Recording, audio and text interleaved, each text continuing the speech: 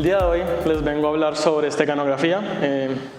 El título ya de por sí es como un spoiler, es ocultar datos en datos, pero entonces la idea es que al final de la presentación terminen con el concepto apropiado de como tal qué es esteganografía, para qué se usa y que les guste ojalá no solamente el arte que esto viene siendo, sino como tal a modo de introducción a la seguridad, a lo que es la seguridad de la información. Yo sé que probablemente ahora todos tenemos como ganas de una vez de salir al break por cuestiones de que hace rato almorzamos y todavía pues tenemos como hambre de pronto. Entonces vamos a hacer algo. El auditorio podría, digamos, ¿creen que podría el auditorio como tal verse a modo de representar información? Cada persona que está en cada silla, por ejemplo, podríamos representar información si la silla está vacía o si está ocupada, ¿verdad? Del mismo modo podríamos buscar otras formas de identificar como tal información. Entonces hagamos un ejercicio. Mientras tanto, levantemos la mano las personas que, no sé, tenemos más de 25 años, por ejemplo, por ahora. Listo. Entonces, vemos que en las filas en las que estamos hay personas con la mano arriba, otras no. Podríamos identificar eso entonces como bits, unos y ceros. Y si digamos entonces la fila como tal, leemos fila por fila, tenemos como clústeres de información, por así decirlo. Si identificamos eso, ya de una vez tenemos información, está representada, tenemos como las reglas a las cuales vamos a aplicar esta información y podríamos eventualmente ocultar algún dato en esa información que estamos representando de esa forma. Entonces, vamos a comenzar primero. Mi nombre es Manuel Alvarado, como Carlos lo decía, soy ingeniero de sistemas. Actualmente estoy liderando Python Tuluá gracias a Isabel que está acompañándonos también acá.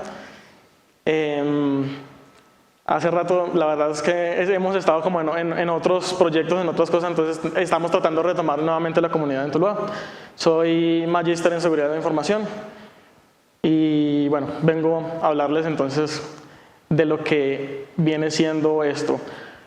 Antes de comenzar como tal, con esteganografía, me gustaría entonces introducir unos conceptos como básicos de seguridad de la información para poder determinar como tal a qué le apunta la esteganografía, ¿sí? Entonces primero vamos a ver pues, los conceptos básicos, hablar de esteganografía como tal, les comento sobre unos ejemplos que tengo para mostrarles, están orientados a los archivos multimedia, imágenes y sonidos, aunque como trataba de ilustrarlo en el primer ejemplo, después de que haya información uno puede eventualmente ocultar datos en esa información. Y una especie de bonus, le digo yo, para aquellas personas que de pronto nunca hayan estado o nunca hayan tratado como tal de resolver como un reto puede ser de código, no necesariamente, pero un reto como tal de seguridad, en este caso un reto de esteganografía, ¿sí? Entonces, comencemos. Estos dos conceptos básicos de seguridad vienen siendo como la tríada, la piedra fundamental de lo que viene siendo la seguridad de la información: disponibilidad, integridad y confidencialidad. Comencemos con la disponibilidad. Está más orientada a lo que son hardware y servicios, pero no necesariamente solamente, es decir, no es exclusivo de estas dos cosas. Ilustrémoslo con un ejemplo. Si me pasó, ahora que lo recuerdo, un día salí con mis amigos en Bogotá y resulta que ese día yo me gasté todo el dinero que tenía en efectivo, ¿sí? Estaba lejos de mi casa y para poder devolverme necesitaba utilizar algún método de transporte que no requiriera que pagara en efectivo, ¿ok? En ese momento yo no tenía ninguna tarjeta de crédito normal de las plásticas que se utilizan, sino que tenía una tarjeta prepagada. Entonces, yo hasta ese momento, pensándolo, me despreocupé, todo está bien, simplemente recargo la tarjeta, pido algún transporte por una aplicación y llego a casa. Ese día, la aplicación del banco no estaba funcionando. Es decir, que básicamente estaba varado. Es un problema de seguridad de alguna forma, ¿no? Porque necesitamos un recurso y no podemos utilizarlo.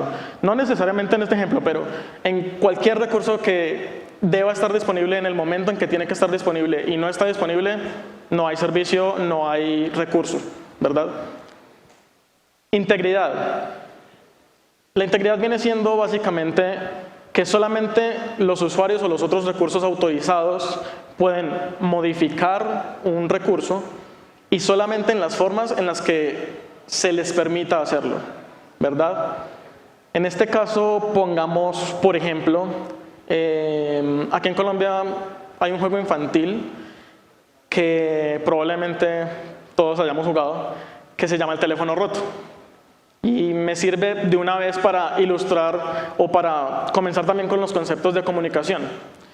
En el teléfono roto se necesita un emisor, un mensaje, un receptor y la idea es que en una especie de fila el emisor da un mensaje a lo que viene siendo un canal. El canal vienen siendo las personas que están en el medio del mensaje, ¿verdad? Entonces el emisor da un mensaje. ¿Alguien tiene una propuesta de mensaje? No sé, PyCon 2020 genial, por ejemplo. El emisor da ese mensaje, lo introduce al canal, la persona que recibe el mensaje en el canal lo sigue emitiendo hasta el final que llega al receptor. Si en algún momento el mensaje cambió, digamos, el emisor envió el mensaje PyCon 2020 es genial, y llegó al final con PyCon es genial, omitimos una parte del mensaje, el mensaje se modificó, es decir, hubo un problema de integridad. Finalmente, entonces, confidencialidad, que es a lo que le apunta como tal la esteganografía. Solamente los usuarios a los que se les permita pueden acceder a un recurso. No solamente acceder al recurso, sino como tal leerlo e incluso conocer su existencia. ¿Sí? En este caso, por ejemplo,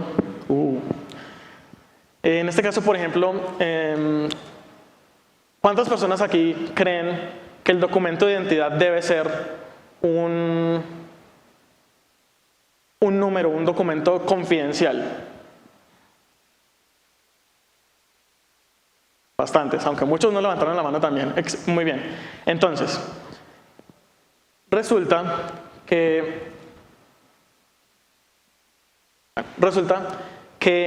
la confidencialidad del documento de identidad como tal la define cada persona. Es decir, yo como dueño de mi información decido si el documento de identidad es confidencial o no. Yo decido a quién se lo entrego y esa persona a la que se lo entrego espero que haga ciertas cosas con la información que le acabo de entregar. Si, por ejemplo, el documento de identidad, si yo tengo acceso al documento de identidad de una persona que no conozco, pero digamos que quiero perfilar de algún modo, digamos siendo yo un atacante, por ejemplo, podría, por ejemplo, ¿saben ustedes que uno con solamente el documento de identidad puede llegar a saber si una persona está cotizando salud, si está cotizando pensión, si el propio nombre como tal, incluso a qué IPS está afiliado, es decir, la ciudad en la que vive?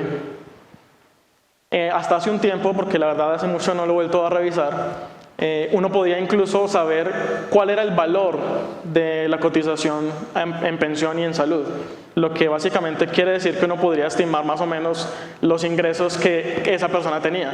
Es decir, hay una cantidad de información importante detrás de un número que es el documento de identidad. Entonces, es debido a eso que es mejor considerar que el documento de identidad no sea un recurso público, ¿sí? No írselo a regalar a todo el mundo simplemente porque pueden llegarse a dar ese tipo de fugas de información. Y por otro lado, quería también mostrarles un poco el concepto de criptografía, porque se suele asociar o se suele confundir lo que es la esteganografía con la criptografía. La criptografía viene siendo el estudio de las comunicaciones seguras, ¿verdad? Está también orientado a lo que es la confidencialidad. Sí, un recurso solamente puede ser accedido por las personas que estén habilitadas para hacerlo. Un ejemplo de la criptografía, o el uso de la criptografía, es por ejemplo la máquina Enigma. En este momento debe haber una conferencia en otro de los auditorios sobre la máquina Enigma. La máquina Enigma era como una especie de máquina de escribir en la que para yo codificar un mensaje utilizaba pues las teclas normales de lo que iba codificando y la máquina me daba un resultado muy diferente de letras diferentes, ¿sí? Y cambiaba sobre el tiempo, era una máquina de estados que cambiaba sobre el tiempo. Entonces se codificó el mensaje, al otro lado simplemente calibraban, por decir, la máquina para poder decodificar el mensaje, entraban el mensaje como tal codificado y salía el texto claro, ¿sí? Entonces, comunicaciones seguras por este lado, y ya vamos a ver entonces qué es esteganografía, de verdad, ahora sí. ¿Qué es? La mayoría de las definiciones que uno puede encontrar dicen que es una práctica, que es la práctica de ocultar información en información.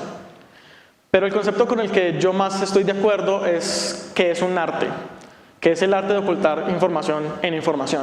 ¿Por qué un arte? Porque la esteganografía reta a la persona para encontrar nuevos modos poco convencionales, diferentes a lo normal de ocultar estos datos. ¿Sí? ¿Qué no es esteganografía? No es una técnica, no es un método y definitivamente no es criptografía. ¿Por qué un método?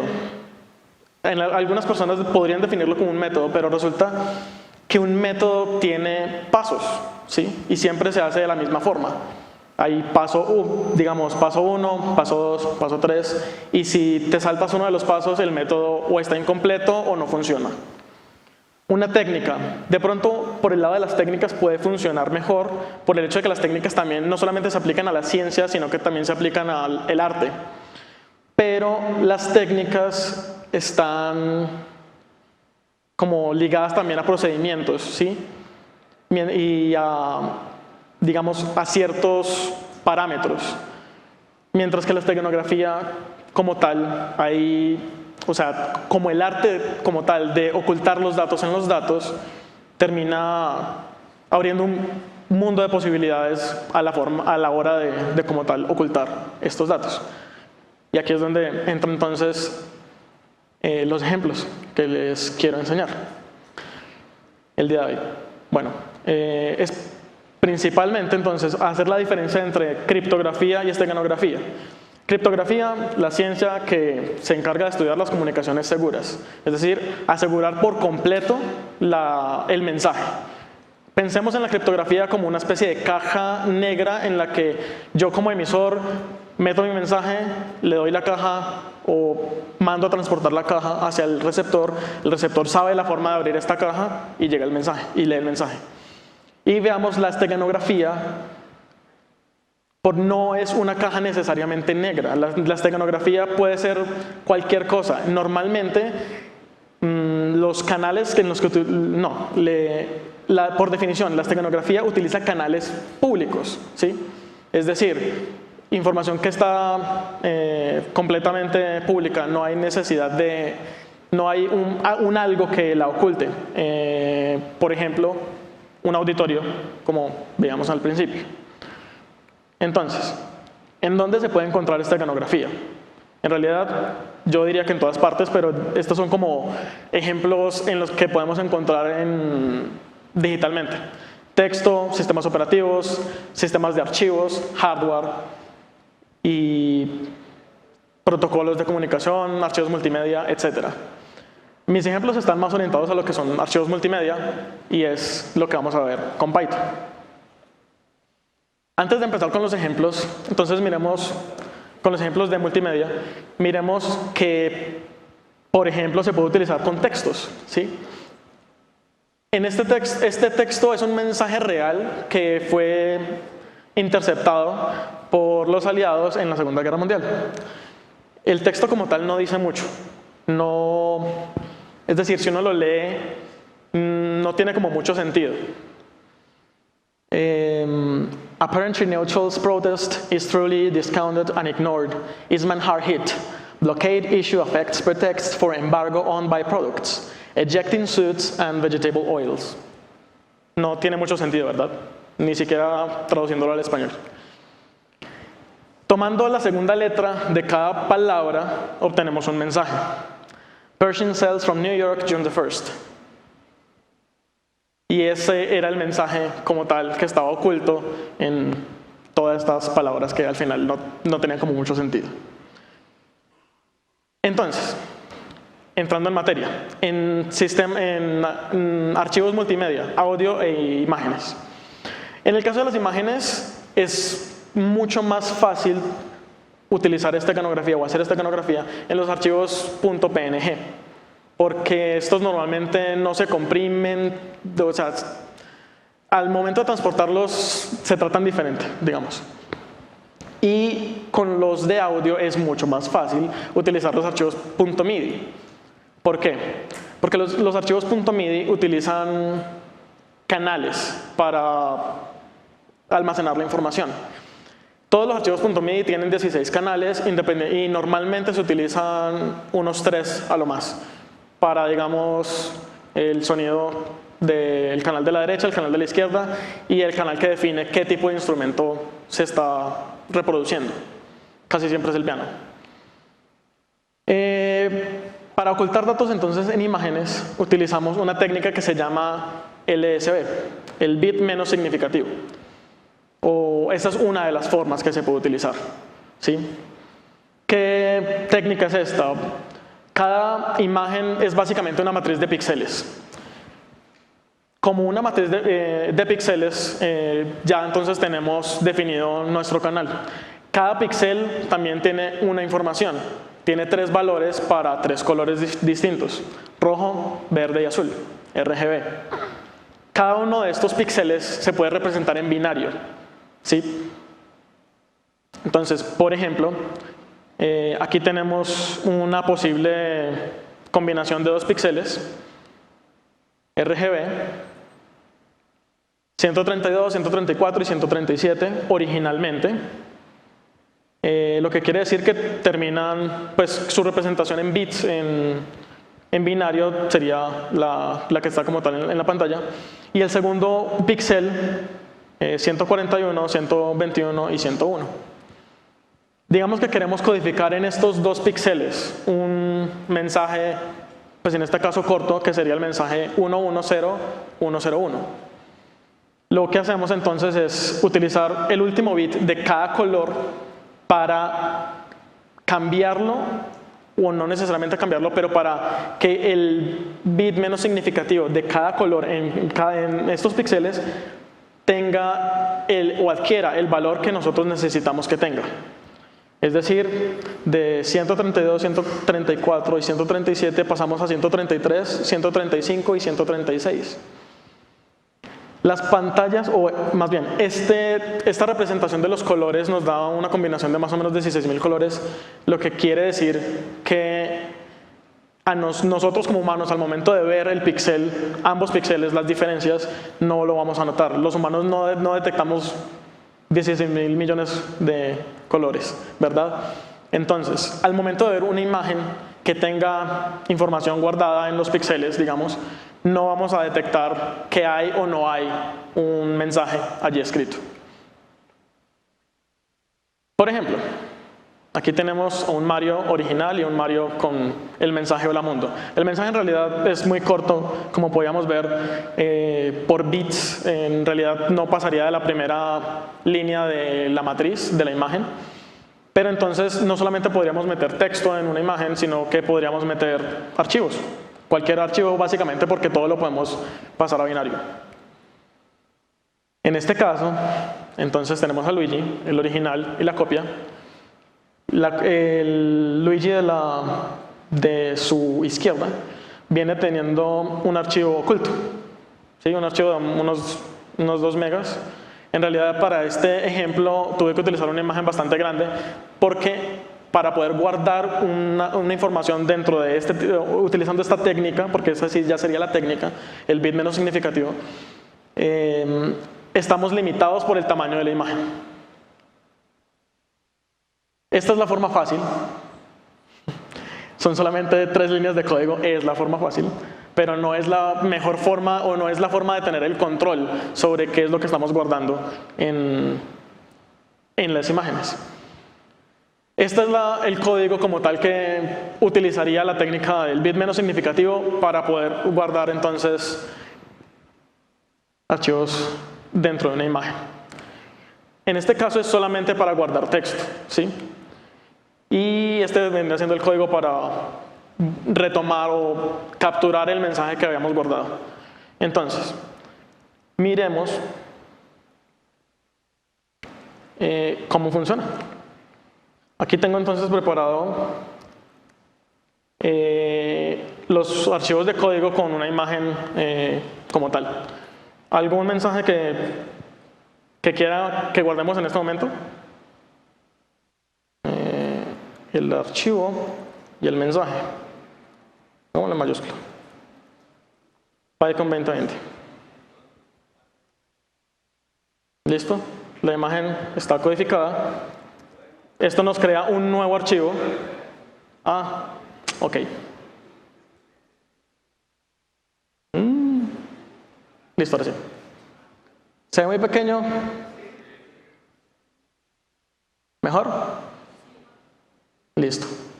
Entonces, en esta línea de código básicamente tenemos el comando, utilizamos Python 3 en este caso. Codificamos como tal el mensaje, Python 2020 nos genera un nuevo archivo, output.png, y vamos entonces a utilizar el decode y la imagen, output. Se demora un rato porque tiene que procesar toda la imagen hasta que encuentre como tal un identificador que yo utilicé para poder saber cuándo parar de buscar, ¿verdad? Entonces volvamos a la parte del código. Aquí, por ejemplo, en la primera parte tenemos que lo que estoy codificando va a terminar con unos caracteres especiales, MSG y 2 guioncitos. Entonces, cuando codifico el mensaje, siempre va a terminar con estos 5 caracteres al final. Y es lo que busco básicamente en la decodificación. En la decodificación uso todos los píxeles hasta que encuentre de vuelta la palabra, pues como tal, que puse yo como clave para terminar el mensaje. En archivos de audio, exactamente lo mismo. Entonces, la forma como tal de los archivos MIDI viene siendo entonces utilizar un canal. Como les decía, normalmente se utilizan 2 o 3 canales para los archivos MIDI. ¿Qué tienen estos archivos? En este caso, por ejemplo, el primer canal tiene el instrumento que se está utilizando y en el segundo tiene, digamos, lo que va a sonar por el auricular derecho y el tercero por el auricular izquierdo. La forma como tal de embeber información en estos canales es mucho más fácil porque lo que hay que hacer básicamente viene siendo buscar un canal que esté libre. ¿Sí? Buscamos un canal que esté libre y podemos representar información ya sea con notas o simplemente con silencios incluso. Si hay una nota o sea un silencio viene siendo un 1 o un 0.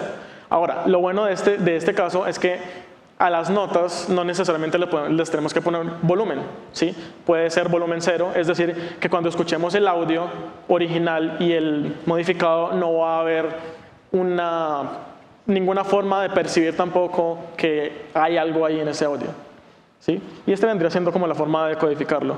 También utilizo la palabra mensaje al final para poder determinar que ya no hay que buscar más.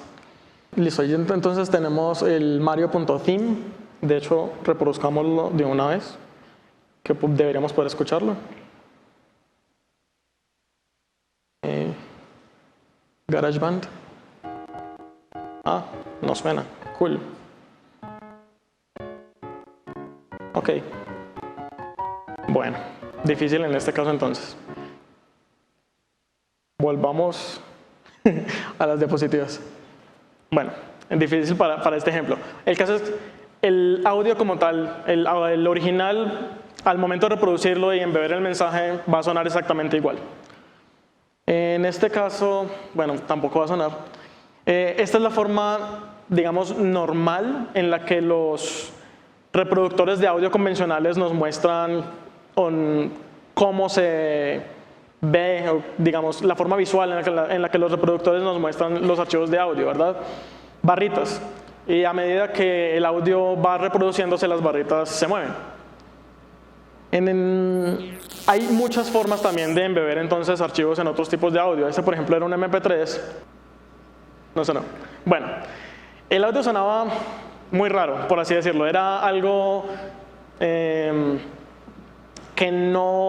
como no era una canción, no era un sonido como tal. O sea, era como, por decir, estática.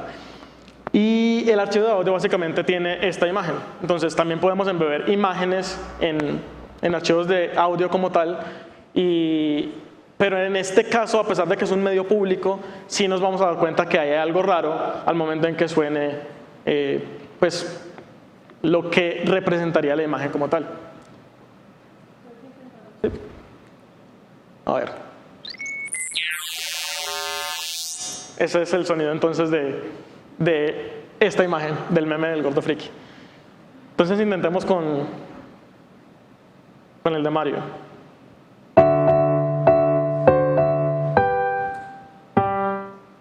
Bueno,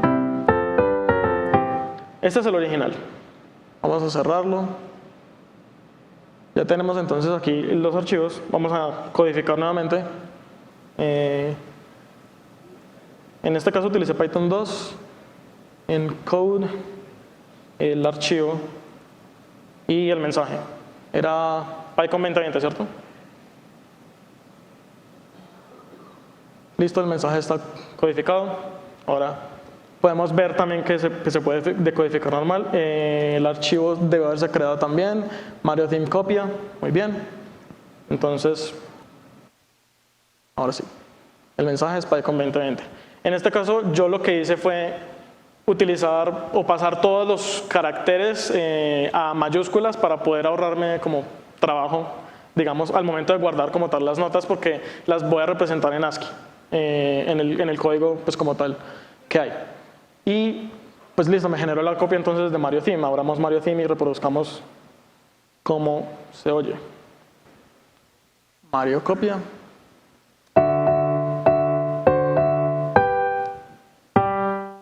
Y suena exactamente igual. Vale.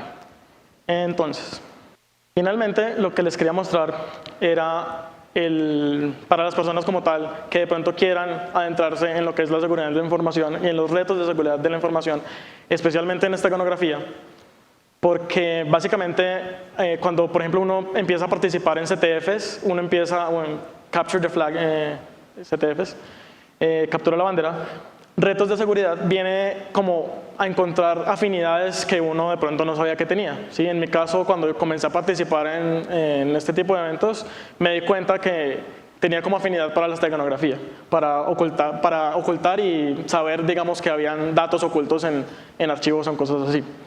Este es como una especie de post en la que hay un reto y te enseñan como tal a varios approaches de cómo atacar el reto, ¿sí? No solamente, o sea, si tú quieres, puedes mirar cuál es el reto y resolverlo tú a las malas, o también te van diciendo cómo la forma de resolver este reto. Y pues la invitación entonces es a que les guste, ojalá les haya gustado la esteganografía. Y nada, ¿preguntas? Muchas gracias.